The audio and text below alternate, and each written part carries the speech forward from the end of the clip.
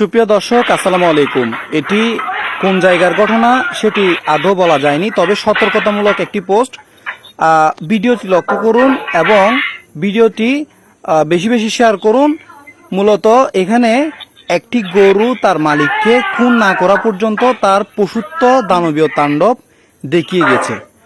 আসন্ন ঈদুল আজহা উপলক্ষে এবং এমনিতেই সচরাচর যারা গরু লালন পালন করেন অবশ্যই আপনারা সচেতন হবেন। এই ভিডিওটি একটু দেখুন।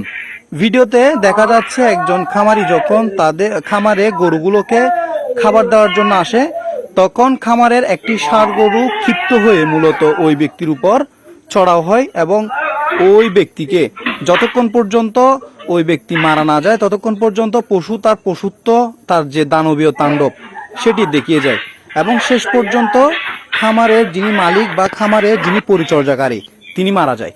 বলা যায় যে পশু কখনো মানুষের বন্ধু হতে পারে না, এটি তার উৎকৃষ্ট একটি প্রমাণ এবং পশু তার পশু দানবীয় তাণ্ডব বা পশুত্ব সেটি দেখিয়ে যাবে। আমরা যারা গরু লালন পালন করি আমাদের অবশ্যই সতর্ক হওয়া উচিত এবং আসন্ন ঈদুল আজহা উপলক্ষে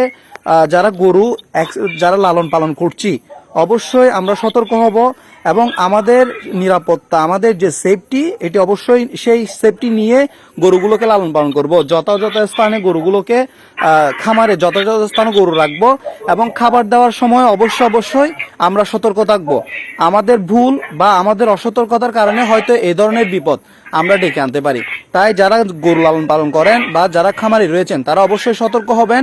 গরুকে খাবার দেওয়ার সময় কিংবা গরুর খামারে যাওয়ার সময় গরুর দূরত্ব এবং আপনার দূরত্ব অবশ্যই সতর্ক অবস্থানে রাখবেন, যাতে গরু ক্ষিপ্ত হলে কিংবা গরুর আচরণ বিধি যেহেতু আপনার উপর প্রভাব ফেলতে পারে, তো সেক্ষেত্রে আপনার সেফটি, আপনি যেহেতু খামারে কাজ করেন, আপনি একজন খামারি, আপনার সেফটি এবং আপনার নিরাপত্তা আপনি রেখেই মূলত খামার পরিচালনা করবেন।